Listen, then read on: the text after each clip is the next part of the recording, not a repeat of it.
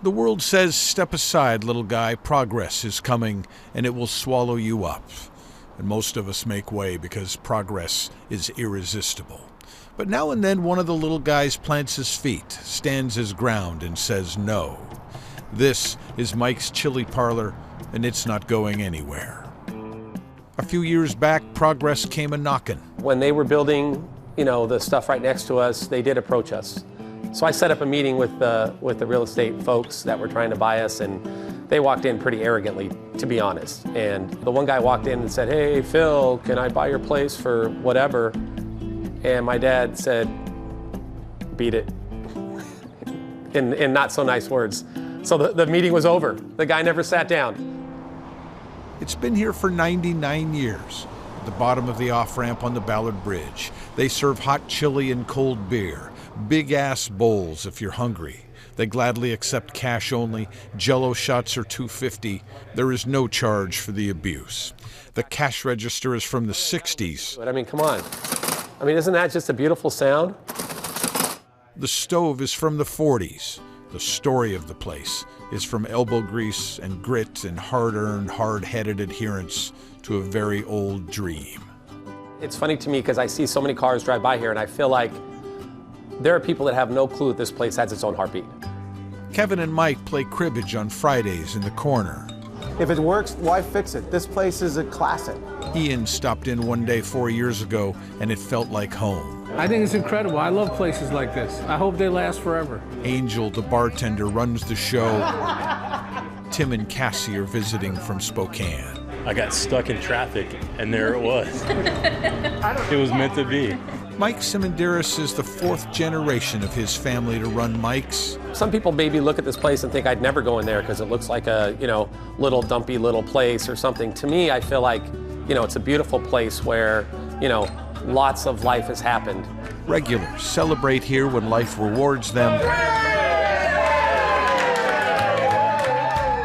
They mourn here when it takes away. Above the old cash register in the middle of the menu is a picture. That's Mike's dad, Phil, in the middle when he was young. On the left is Mike's grandfather, George. And on the right is his great-grandfather, the first Mike Simondiris, who left his family in Greece to come to America and find his way.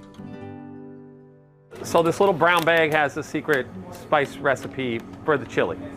They make chili 3 times a week, 10 gallons at a time. They do it the same way they did it 100 years ago. The beans, the meat sauce, the cheese, onions, and jalapenos. Yeah, it's really good. We serve chili, we serve beer, we serve drinks. We do all this stuff, but at the same time, I feel like we're providing this other thing to the community, which is almost hard to get your hands on. It's fantastic. Small hometown place. It's a bastion of a joint that once was. They don't have them like this anymore.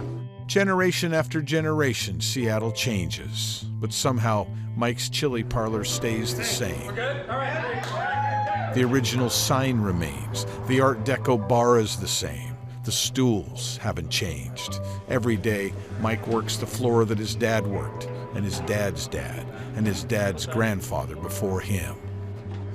The end of the bar, the first seat in the bar when you come in, we call that the office. And that's where my dad held court.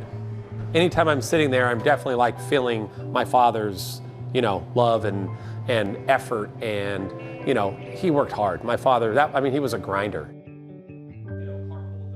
And so Mike is tied to the little joint on the corner, tied by love and family and history, by the way things were and still are in rare special places.